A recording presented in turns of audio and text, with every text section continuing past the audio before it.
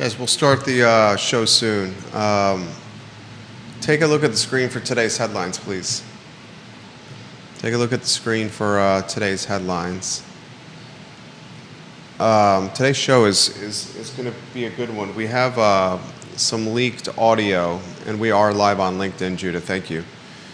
We have some linked audio, courtesy of the folks at the Jefferson Council, of Donovan Golich, an assistant director of accountability with student affairs. He was interrogating a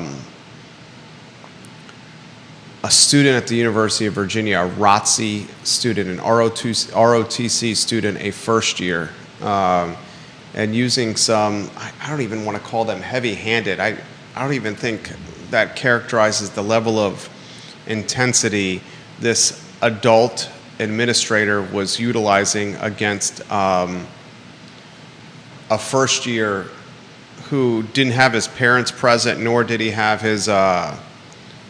nor did he have legal representation present. I mean, it is. How would you characterize it, Judah? Disturbing? Yeah, I think, like you said, I mean, this is without having your parents or counsel present, I think this borders on I don't know, over the line.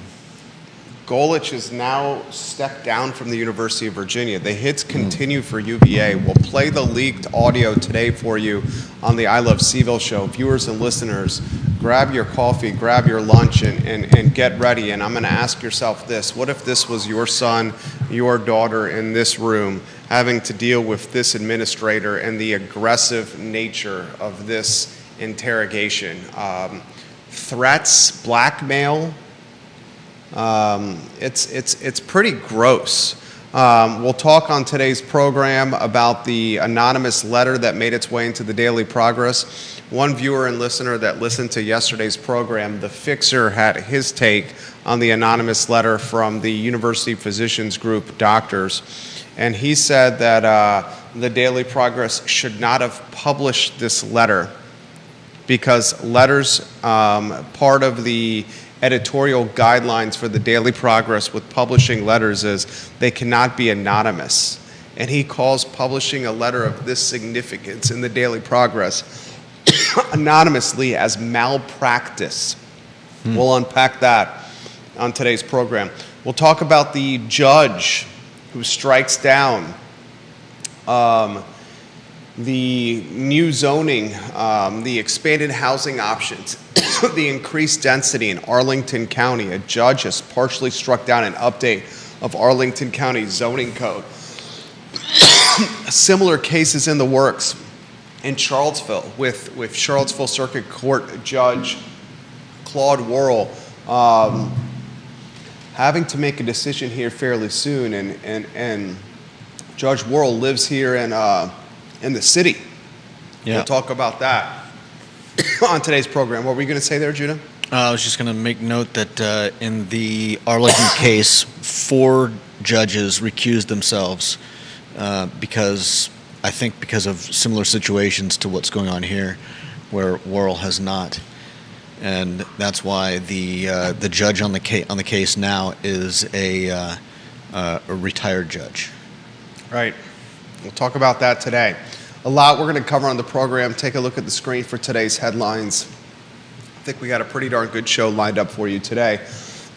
And we've now published a list of the oldest and most longest running businesses in the Charlottesville area. You can find it on ilovecville.com. Today's show is going to be pretty darn good. Judah, we can rock and roll when you're ready. John Blair, thank you for watching the program. Viewers and listeners, like and share the show. Chad Wood, Kevin Sullivan, G. Milo, Bob Yarborough, Kevin Yancey, thank you for watching the program. Rob Neal, James Watson. Guys, the leaked audio I found pretty damning, and now the man behind the leaked audio is no longer working at the University of Virginia. A lot we're going to cover, Judah Wickhauer. Let's rock and roll when you're ready. Quiet on the set.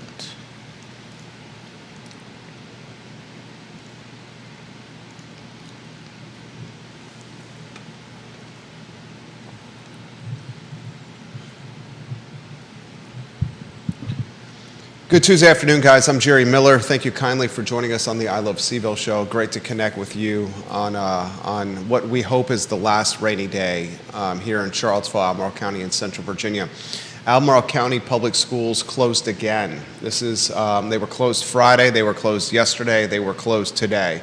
So students in Albemarle County Public Schools have not been in a classroom since Thursday of last week.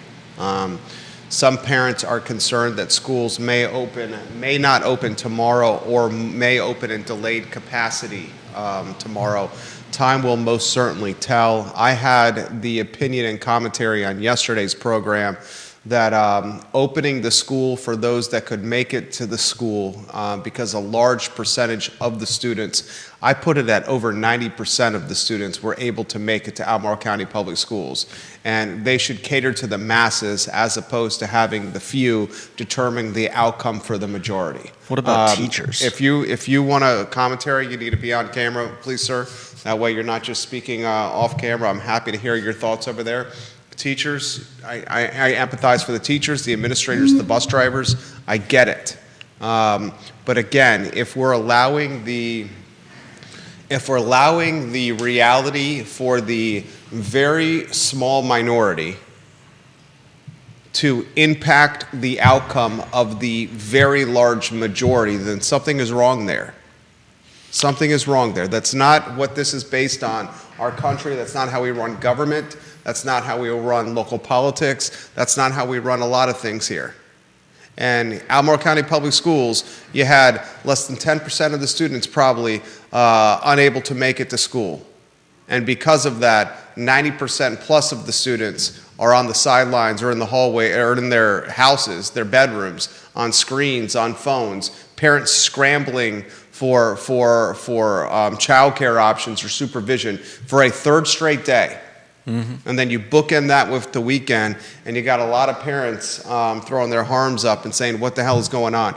Compounding the matter here, all the private schools in attendance on Friday, all the private schools in attendance on Monday yesterday, all the private schools in attendance today, Tuesday. They did not miss a beat. What are the numbers of kids in the private schools, though? I would think that they might have a far easier time coordinating everybody getting to school, where private schools are not having buses whisking the kids to and from school. They're having individual parents drive them. Perhaps you can make an argument that's easier coordination. The private school kids in a lot of circumstances living further away from their schools. This isn't neighborhood schools like we see in Albemarle County Public Schools with some of the elementary and middle schools. Yeah. These are parents that are living further away from the private school that are driving their kids to and from the school themselves. I know firsthand here. Mm-hmm. I know. And I would think that they would have an easier time both in organizing, making sure that most everybody makes it, and also they don't have to worry about buses. They don't have to worry about whether a bus is going to encounter a downed tree or a creek, cutting across a road somewhere. I respect your opinion, and we're going to get to the topics and the rundown here shortly. I think in a circumstance like this, it should be up to the superintendent and his office, and they should say in a commentary release like they're doing on their Facebook page, if you can make it to school, school will be open. If you're concerned with safety with school, then you will have an excused absence.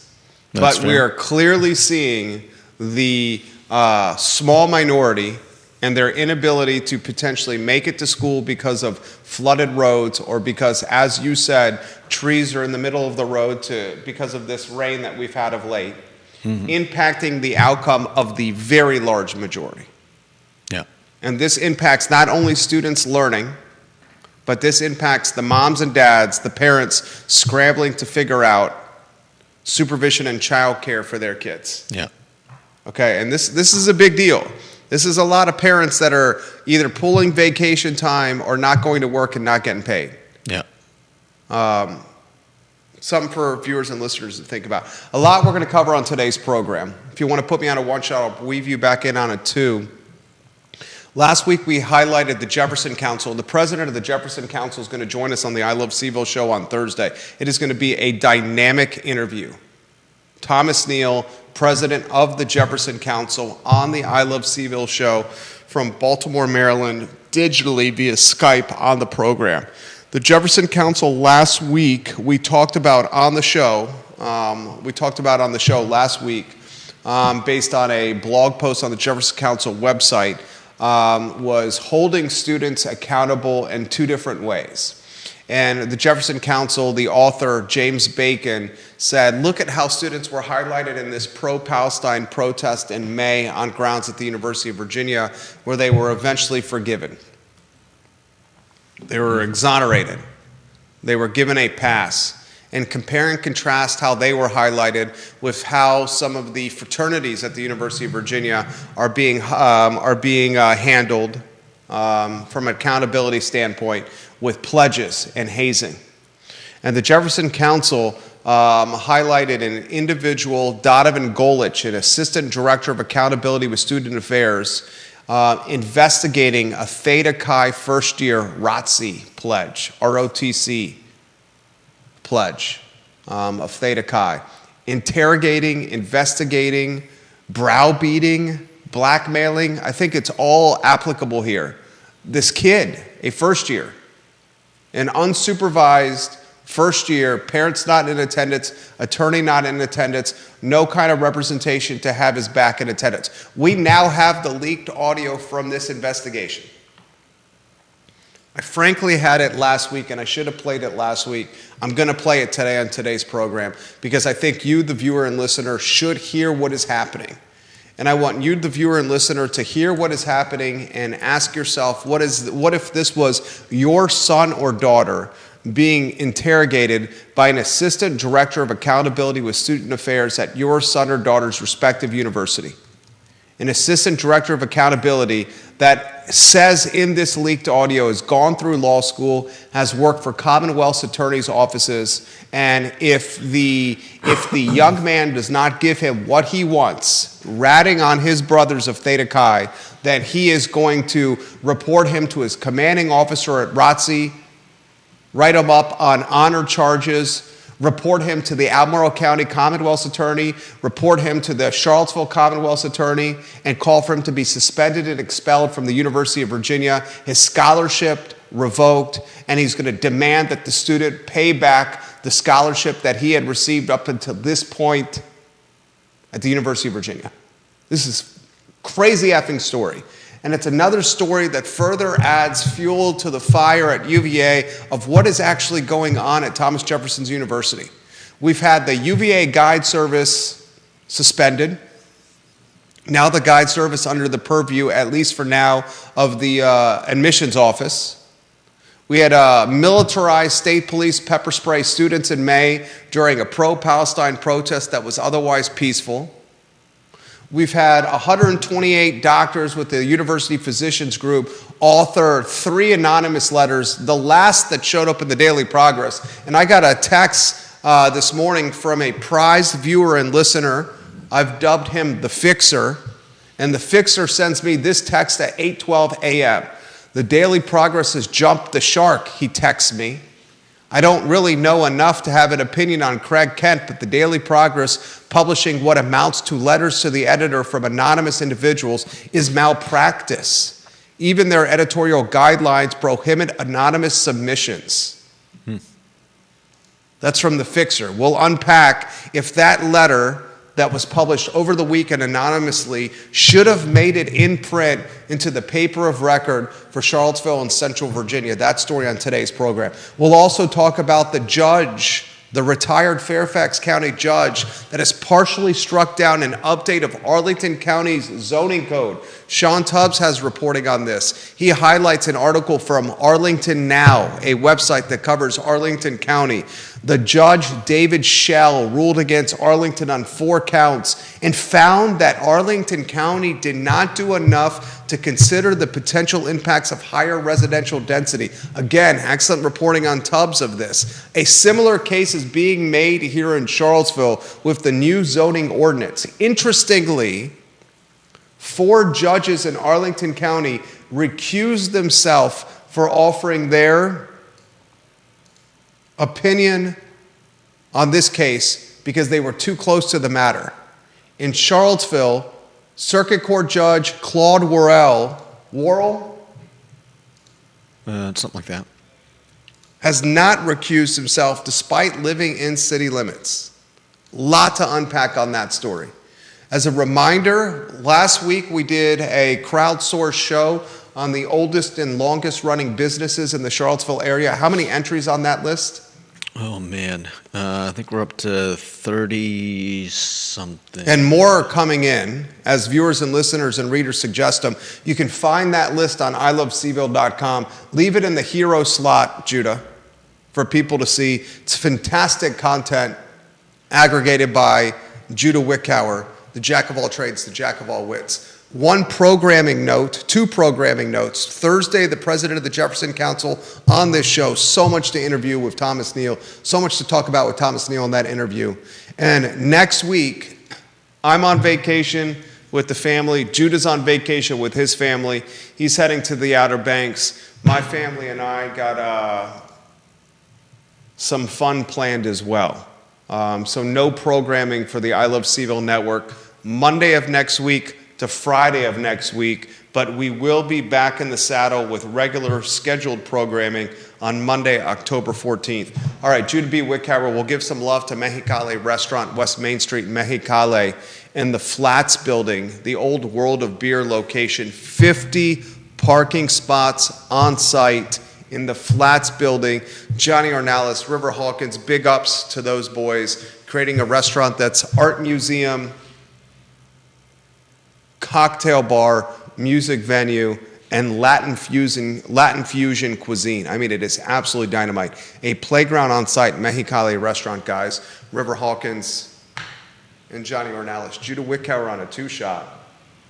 He's going back, Judah Wickower, and having the back of students today. He says, give them all the snow days they want, give them all the rain days they want, keep them from learning and keep them on screens at their house, even though their parents have to make a living at a 9 to 5. Screw the parents, keep the kids at home. Obviously, that was a little hyperbole. I went to bat for the parents who said, what are we supposed to do here? We have jobs. The kids need to go to school. The parents are expected to go to their jobs. The employers aren't saying to the parents, oh, we got some rain, don't show up to work. You don't have to work today. All the employees are saying, come into work. There's no rain days for moms and dads trying to make a living at a 9 to 5 or a 12-hour shift. But the kids get them. And I'm going to catch some heat on this, like former Mayor Mike Signer got some heat about the snow days when he said put the kids in school, or at least on a snow day have them learning on a tablet at home. You have the infrastructure, you did it during COVID and the pandemic, for the kids to learn remotely through a screen and through the internet and an internet service provider. Why are we disregarding all that infrastructure that we used to make it through the pandemic? I'll catch heat for that. Top story of the pro. I mean, if one day, and this is just in regards to the learning on a snow or a rain day. And this is also coming from a man that does not have any kids here. Go ahead. This is also coming from a man who enjoyed snow days in school. I mean, if one day is the Dude, it's been 3 straight days with the rain. If 3 days, 3 straight days, is enough to ruin your child's year at school in terms of learning, I think that there's a larger problem at heart. It's been 3 straight days in the first month of school. And it's been 3 straight days in the first month of school for Albemarle County Public Schools when all the private schools were in session. Mm-hmm. Okay. That creates educational gaps. Okay. First month of school. But that's not the lead of today's show. The lead of today's show is a heavy-handed University of Virginia hazing investigator utilizing some of the most abrasive blackmailing tactics to investigate a pledge of the Theta Chi fraternity that recently had its fraternity charter suspended. The pledge, an audio leaked recording, is heard being blackmailed, bullied, threatened, extorted, cussed at by an administrator that has now stepped down from his post at the University of Virginia. His name, Donovan Golich, the Assistant Director of Accountability with Student Affairs. His job to handle and manage hazing and accountability at UVA. We have audio recording from the Jefferson Council. Remember, the president of the Jefferson Council on the I Love CVille show, Thursday at 12:30. This topic will come up. This is about 9 minutes long. I want to play it from start to finish because it goes from terrible to even worse at the end of the 9 minutes. And before we hit play, I'll count you in when I want you to play this. Viewers and listeners, I want you, and make sure you're rotating the lower thirds on screen here, J-Dubs. I want you to ask yourself this question. What if this was your son or daughter that was being interrogated by this man who openly in the audio recording said, I went to law school, I'm smarter than you, I've worked for Commonwealth's attorneys' offices, I've dealt with killers, I've dealt with people that have assaulted other people, you are a peasant compared to them. You are weak compared to them. I'm much smarter than you. Says it in the audio recording. All right, get that sound ready to go, because I think moms and dads, viewers and listeners of our Fine and Fair talk show are going to be like, how in God's name is this happening? And then we're going to add this to the compounded issue that the University of Virginia has gone through in the last 18 months from public relations nightmares. Judah, in 3, and 2, and 1, let's cue it up. I'm going to be very blunt with you. You're in ROTC. The information that I have is something I can give to your commanding officer, and I will, based on what we have already corroborated. So I don't like doing that, but I'll tell you, at a previous institution I worked at, when I did that, they were discharged from ROTC after that came to light. I don't say that lightly for you, because I understand you have more collateral impacts than other people do, especially if you have a scholarship with them and they're paying for your school. You would have to usually pay it back. And also you're subject to the Uniform Code of Military Justice as well, which has completely different standards than criminal law in a civilian context. Here's the other thing. I've already typed up an honor case referral for you, and I'm going to tell you why.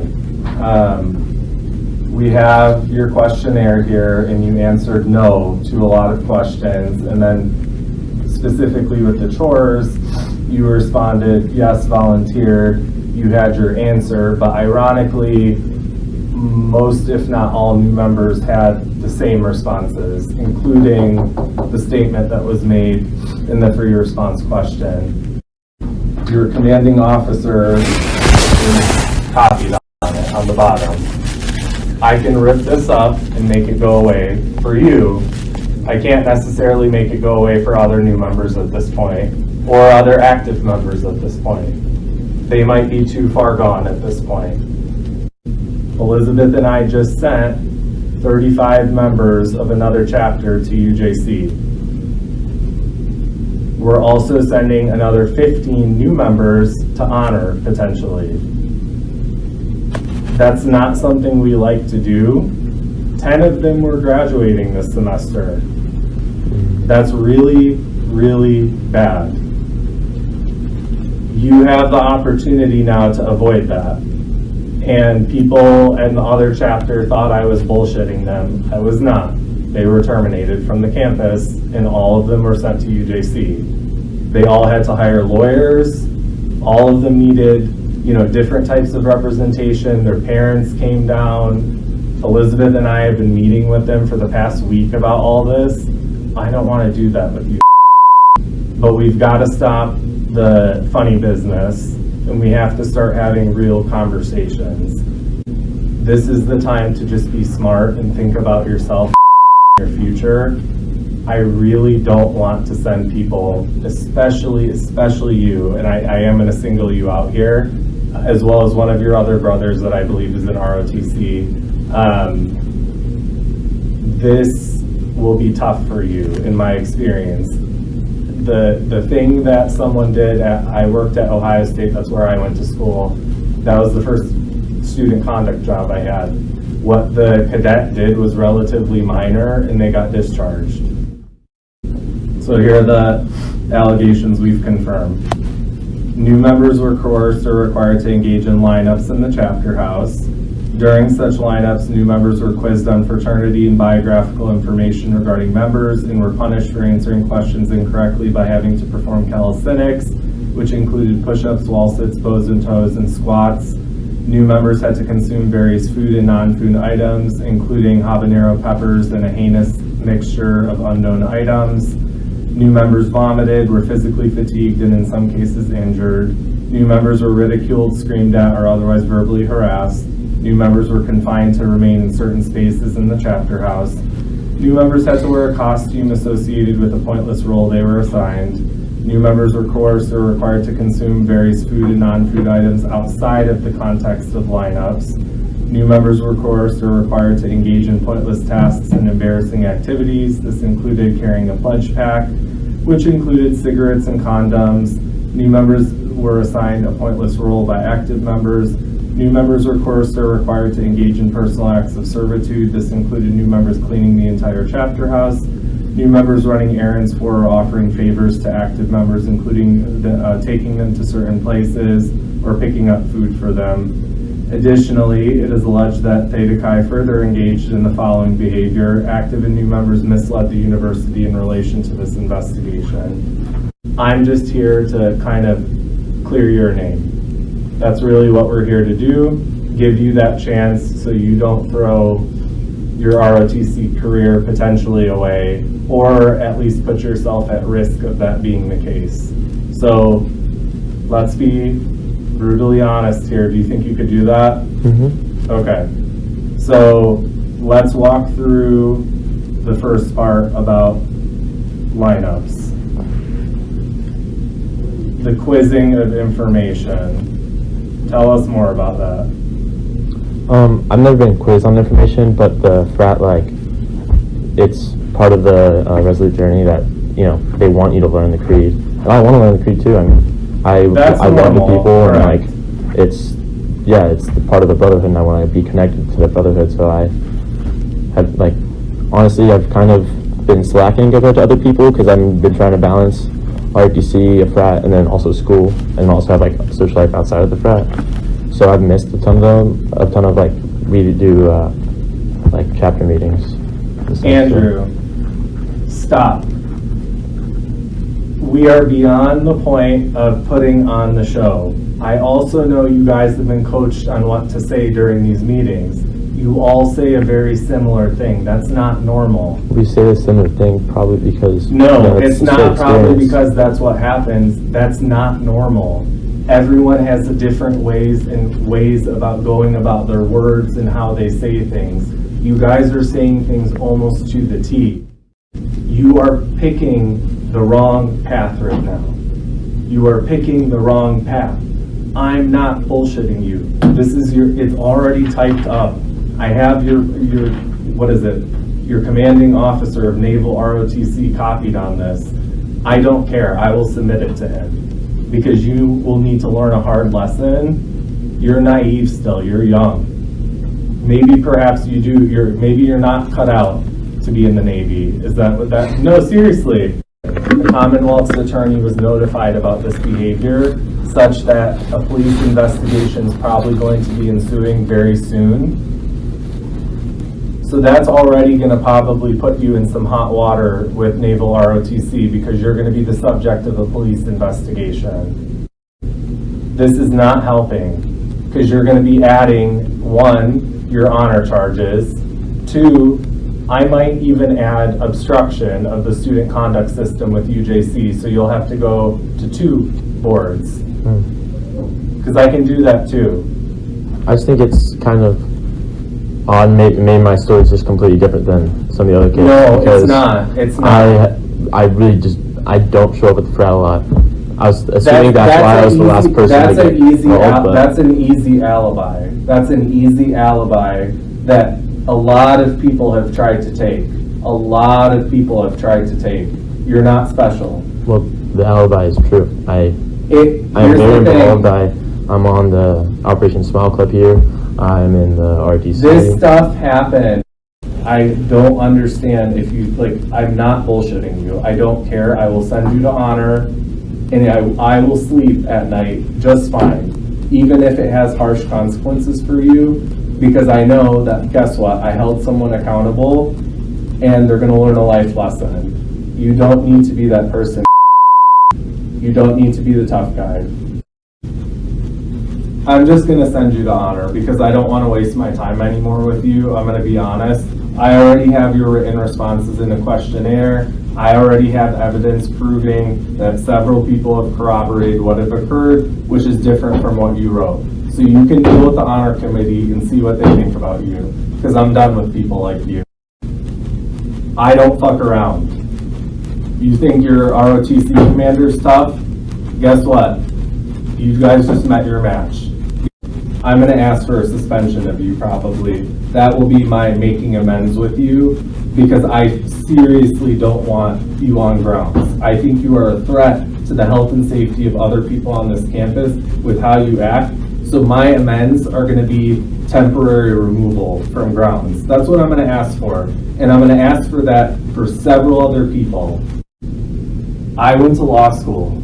I'm a little bit more trained and learned than a lot of you guys. I know what I'm doing. I've worked for 2 prosecuting attorneys.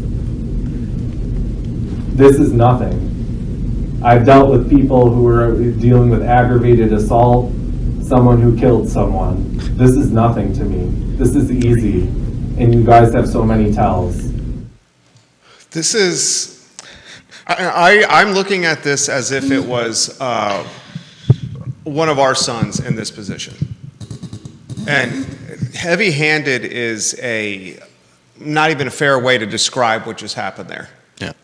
That is bullying, that is intimidation, that is blackmail. It's also just arrogant. That is aggressive. Judah said arrogant. That is nauseating, insulting. The man behind that leaked audio no longer, according to an article in today's Cavalier Daily doing damn good reporting, again, the student newspaper at the University of Virginia, they report that Donovan Golich no longer is employed by the University of Virginia. This, in very short order, his departure from UVA after this audio recording was leaked by the Jefferson Council. I have a number of questions about this that I'll just ask on air, and I don't have the answers to all these questions. Who recorded the audio? I would imagine the person who recorded the audio was the savvy and sophisticated ROTC student who was being interrogated and investigated. And if it was the savvy and sophisticated ROTC student who was being interrogated and investigated, it looks like to me that Donovan Golich was not the smartest guy in the room. And it looks like the ROTC student was the smartest guy in the room. Now, in regards to the hazing at Theta Chi, what Donovan Golich rattled off, the former Associate Director of Accountability and Policy Accountability and Critical Events Unit of Student Affairs, that's his title. That's a mouthful of a title. Basically, he was the student admin police hazing guy. Okay? This is what he rattled off. Wall sits, push-ups, bows and toes, having to wear embarrassing costume, having to carry a pledge pack around, having to eat habanero peppers. That was having to do things for the thing that he mentioned. Having to do things for the brothers, having to recite and memorize facts about a fraternity. Give me an effing break. Having to exercise to exhaustion. If that is hazing, then every athlete that is a member of a varsity sports team at the University of Virginia right now is going through hazing. Yeah.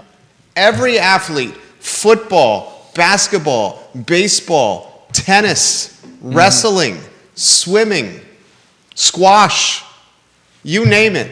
is going through having to recite rules and regulations and important aspects of their program, is exercising to exhaustion, is doing push-ups, sit-ups, wall sets, bows and toes. Probably not being forced to eat heinous habanero. What, habanero peppers? mixes. Heinous habanero peppers? I mean, give me a break. This is the softest time of American history. And I said it last week when I was pledging the fraternity Phi Kappa Psi at the University of Virginia. The stuff we had to do was exponentially more challenging. And I'm a father today. We have 2 sons. Maybe one of our sons goes to the University of Virginia like my brother did, like I did, like my dad did. Maybe that's the case. Maybe they pledge Phi Kappa Psi if fraternities are still around. It looks like individuals like Donovan Golich and perhaps Jim Ryan's administration don't want fraternities around at UVA. But should they choose to attend UVA, our sons, and should they choose to pledge a fraternity, of course I'm concerned of their safety. But if the extent of their hazing is some wall sits and some bows and toes and some push-ups and wearing goofy costumes and having to carry pledge packs around and having to recite the creed of the fraternity and eating some habanero peppers, I would say to our boys, buck up, dude. Toughen up. You know what we did in my day? Eat the pepper, dog. I mean, give me a break. And any parent that was watching, that was listening to that leaked audio recording, any parent, I want you to put yourself in the shoes of that ROTC student's parent. If you're the parent of that ROTC student, what are you thinking about right now?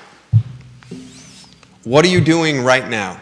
Are you contacting your lawyer? Are you contacting the University of Virginia administration? Are you yourself the ones that leaked the audio recording to the Jefferson Council?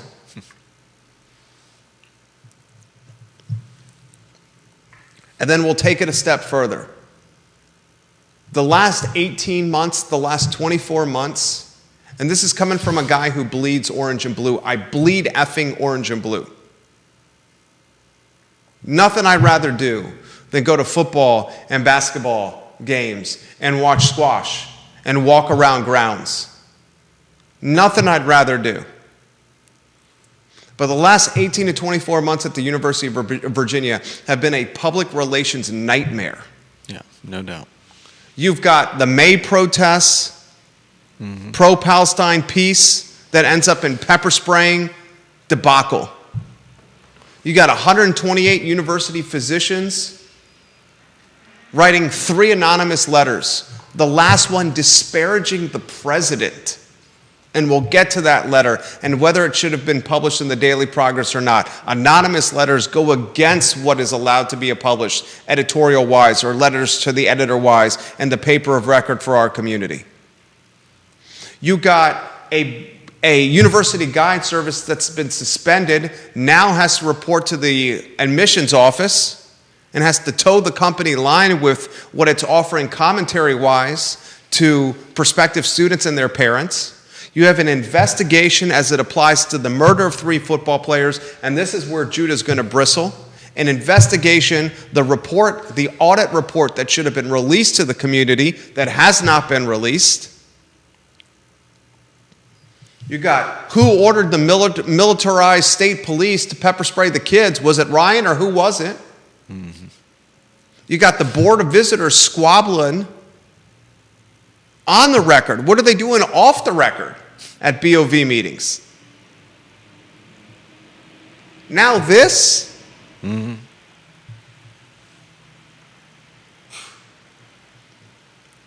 on now. Come on now. Kevin Higgins calls the guy a psychopath who was doing that investigation. He said if he talked to either of my kids that way, I'd have to apologize for missing your show for the next 25 years.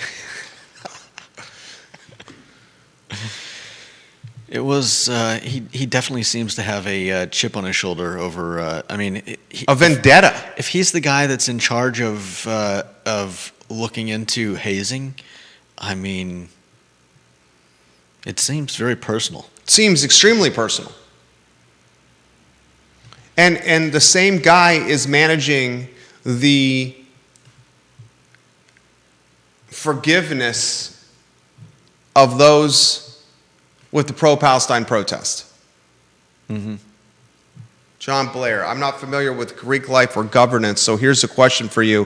Why does UVA have any role in fraternities? My limited understanding is that in order for fraternities to recruit on grounds, the university has a role. Why don't these groups just privatize and have no involvement with UVA? In this day and age, with the internet, phones, etc., I think kids will search out and find fraternities, sororities if they want to join without the groups having to recruit on grounds. Maybe I'm missing something here, and I am happy to hear a more informed opinion analysis, but it seems to me that the group should be private and have no official presence on grounds. I will say this, as someone who knows Phi Kappa Psi, the house at the end of the Madville on Rugby Road, it's a entity tied to the Brotherhood at Phi Psi that owns the house.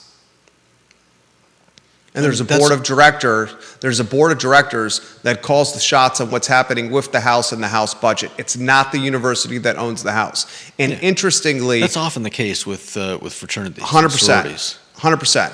And interestingly, when suspending the fraternal order with Theta Chi, part of that suspension said the brothers can't even indirectly get together for parties or any kind of recruitment get-togethers off grounds. They literally highlight what these guys can't do on their own time, away from UVA, off grounds that the university owns, which is the absurdity of this all. And that seems nearly impossible to uphold. Impossible to uphold. How would they, what are they, Big Brother policing these guys with flying drones and tracking their IPs? And if a bunch of IPs from Theta Chi get together at one location on 14th Street, Donovan Golich and his cronies are going to raid them? Like, Big Brother, give me an effing break. I can see Golich in that picture of the guy with the board where he's pointing out all the connections. Yeah. And this guy's got like a group of people following fraternity brothers around, taking pictures of who they're meeting with, and like the mafia board, the mafia family tree. Yeah. Tony Soprano at the head over there. under Tony Soprano, you got Paulie Walnuts. You got Sil right under Tony as well as his number two.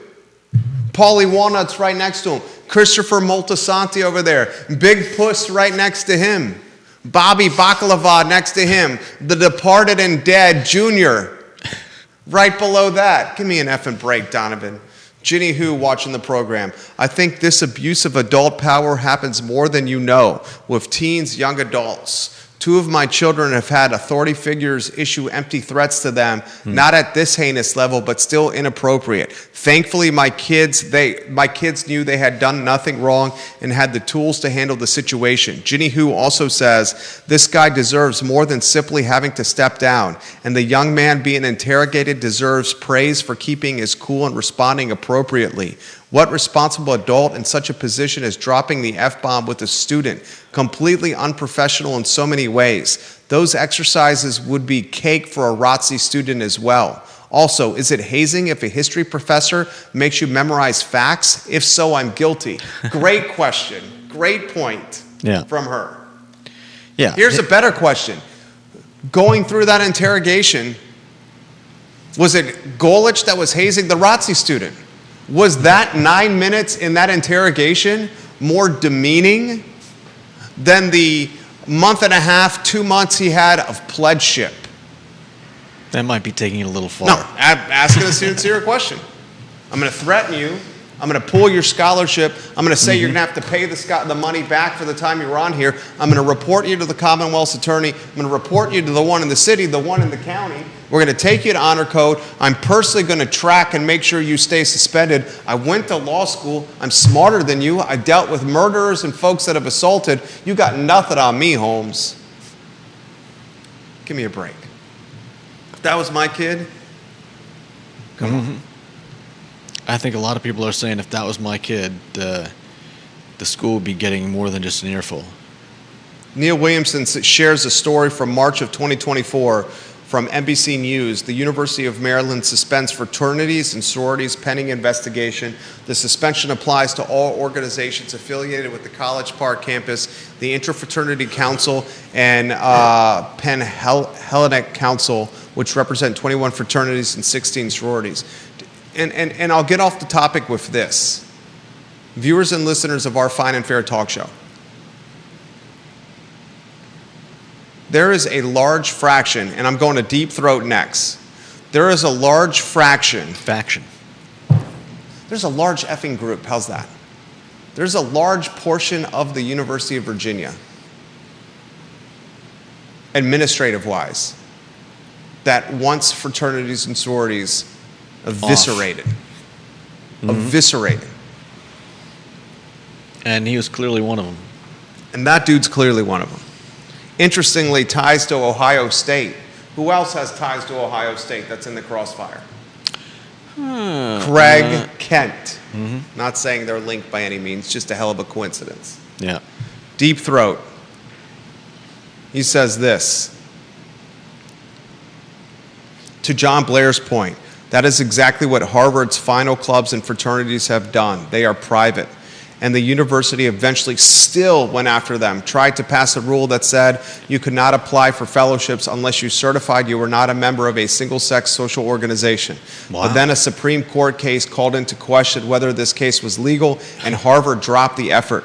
Yeah. And the policing point you are making, the Harvard students and alums made the same point.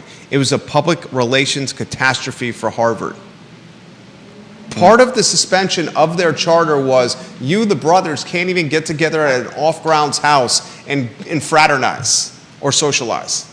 I don't see how that's upholdable. That is the absolute most absurd reach of power. Yeah. What is going on with decision-making at the university? We'll talk about this on Thursday at 12:30 p.m. on the I Love CVille show with Thomas Neal, the president of the Jefferson Council. Like if you showed up at a party that someone that used to be in your fraternity was at, are you then in danger of getting expelled or pulled before the Great question. the UGC? Under this suspension of the fraternal order, I guess you are. That's crazy. Deep Throat also says this.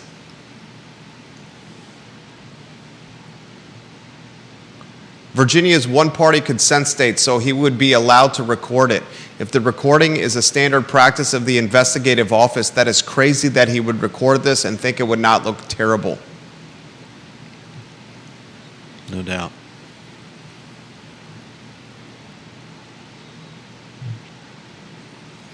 And here he also says, so here's my thought. The ROTC kid consulted a lawyer before this meeting. Lawyer said VA is a one-party state, record it. Then they leak it. Smart. Yeah. All right, it's the 1:20 marker of the show, and we got more content we got to get to. Let's get to the Daily Progress headline next. Yeah. All right, this is from The Fixer, a viewer and listener of our Fine and Fair talk show. I'll read the text he sent me at 8:12 in the morning again. The Daily Progress, he says, jump the shark. I don't really know enough to have an opinion on Craig Kent, the CEO of UVA Health, but the Daily Progress publishing what amounts to letters to the editor from anonymous individuals is malpractice.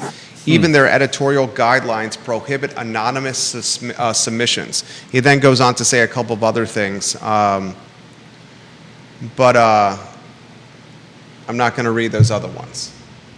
I'm going to ask you this question, Judah Wickower. Did the Daily Progress err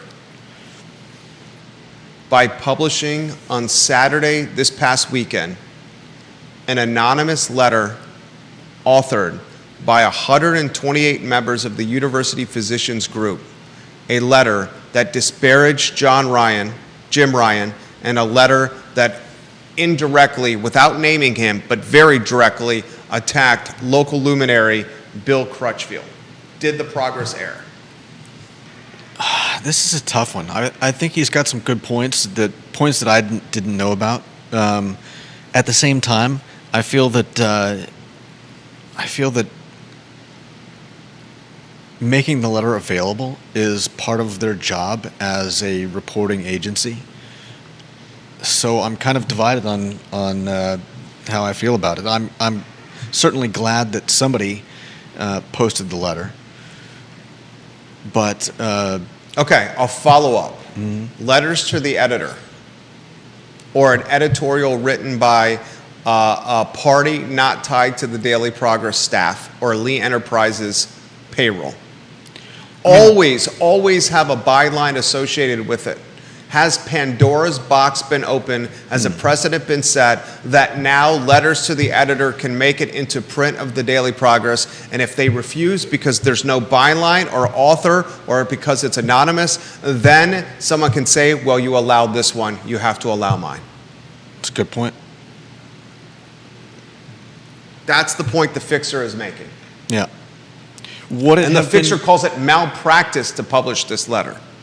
Would that have been the same response if they had posted it not as an opinion piece, but as somebody?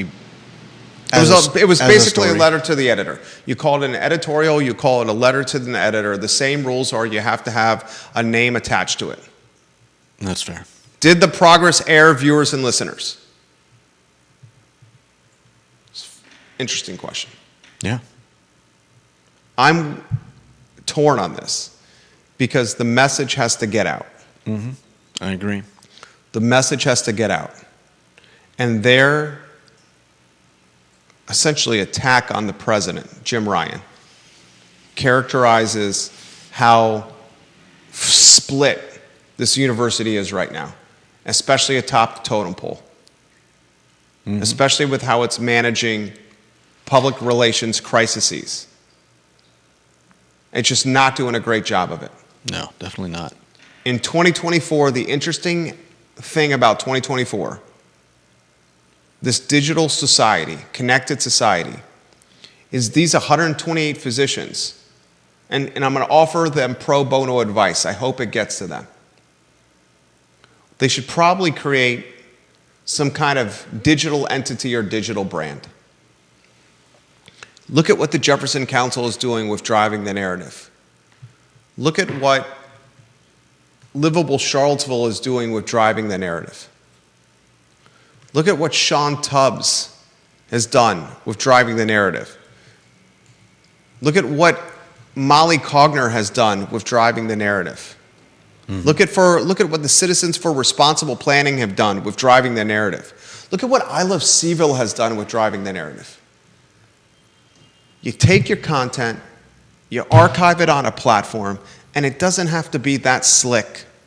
CFRP, viewers and listeners of that fine and fair organization are listening to the show now, they do a phenomenal job creating content, fantastic job creating content, fantastic job of spotlighting data and trends. They're spotlighting content and data and trends on a brand and digital infrastructure that is not the most buttoned up. But it's still driving the narrative. It may not look the slickest, but it still drives the narrative. Molly Cogner is using Twitter. Her politics are vehemently opposed, astronomically opposed, exponentially opposed to the owner of Twitter, Elon Musk's politics. Molly Cogner would probably describe herself as what? I mean, she does describe herself as Socialist dog mom. Actively talks about life with her partner on Twitter. The owner of the platform she's utilizing to drive her content reach and to monetize her Patreon has disparaged homosexuality and is completely in contradiction to what a socialist stands for. But she's still using the platform to get her content out and drive the narrative. My advice to the 128 doctors is to, I've said this from day one, it's about time to put the name. If you're going to walk the walk, you got to talk the talk. And they're walking the walk right now. Talking about a lot of people that might be looking for jobs soon. maybe they're talking the talk, but they're not walking the walk because they're not authoring what they're talking about. Mm-hmm. Maybe that's a better phrase. They're talking the talk, but not truly walking the walk because they're not authoring what they're talking about. And it's time to do it. If 128 get terminated or miss promotions, that is a story, an even next level story. There's not a chance in HE double hockey sticks that Kent and Kibbe would go after that 128 with this kind of leverage. I don't actually think that they would all be fired, but I would be extremely surprised if they did not all have retaliatory actions taken against them. What are they gonna You can say that, but take their latex gloves away? Make them work the night shift, the holidays? And I'm doing this with, I shouldn't kid about this. They're highlighting acts just like what we're discussing now that have gone unreported and continue to this day, apparently. So I think there's every possibility that they will face retaliation if their names come out, and it won't necessarily be as visible as 128 people getting fired on the same day.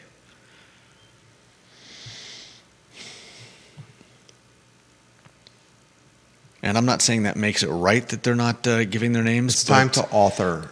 It's time to author what they're writing. It's time to say who's behind what they're writing. And once they say who's behind what they're writing, watch what happens to this story.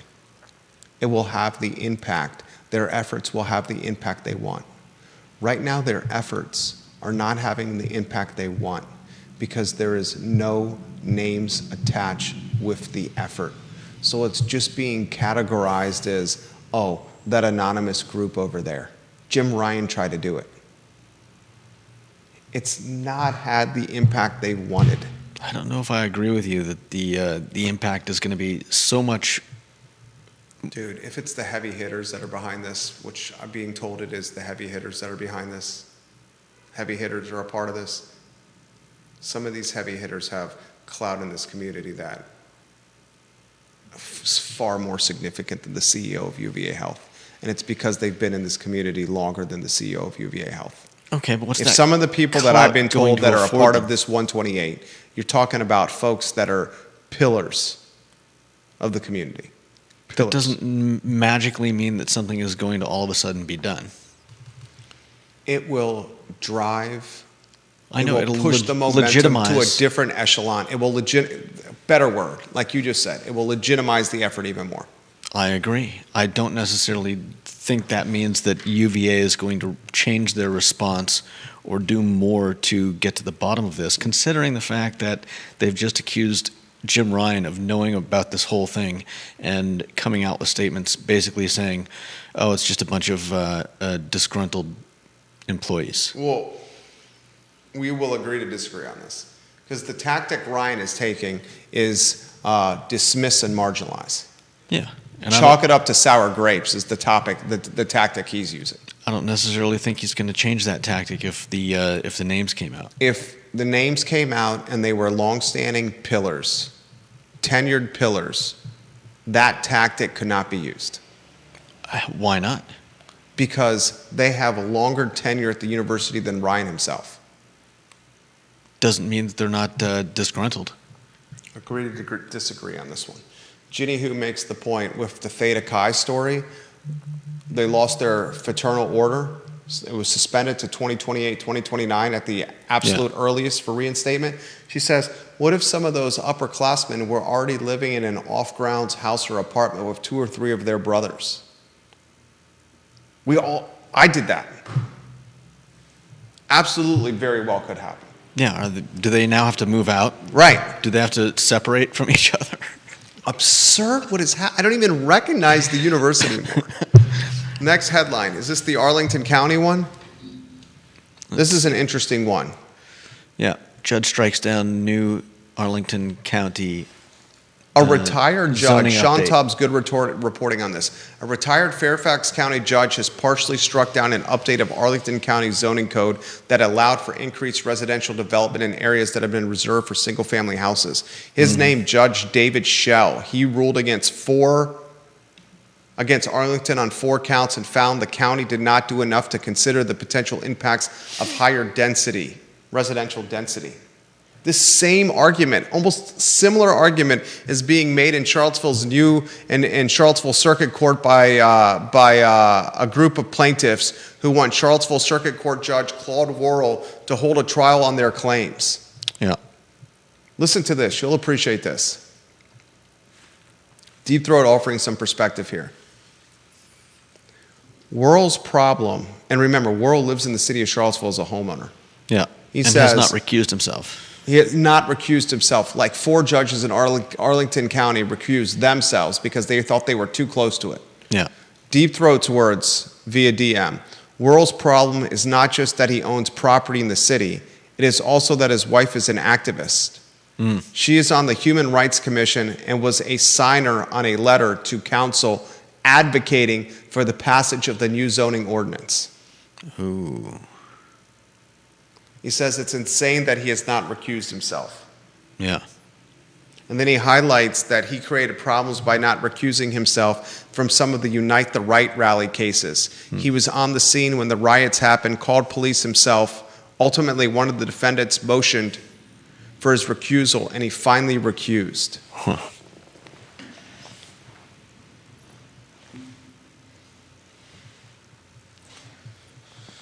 Oh, man. Arlington County is considering, according to the reporting, pursuing a different approach to the new zoning ordinance that still would allow the density. Mm-hmm. Curious to see how this impacts the city of Charlottesville. Very curious to see how this impacts the city of Charlottesville. Excellent reporting by Sean Tubbs on this. Definitely. Any other topics on the show? What's it, the programming notes? I think so, yeah. Just Thursday's interview is going to be dynamite. businesses, Jefferson Council President. Jefferson Council President on the show Thursday, 12:30 p.m. Put it on your calendar right now. It's going to be a fantastic I Love CVille show. Tomorrow, Alex Whitten and Nick Bell are our guests. Alex Whitten and Nick Bell will spend the entire hour on Thursday with Thomas Neal, the president of the Jefferson Council. Lastly, I Love CVille Network off air next week, Monday through Friday. Judah Wickower is spending time with his family in the Outer Banks. I'm spending time with my family away from Judah Wickower. Judah says, thank the Lord. We're back on air with our regular scheduled programming on the 14th Monday, but we are in the saddles and on air the rest of this week. For Judah Wickower, my name is Jerry Miller. So long, everybody.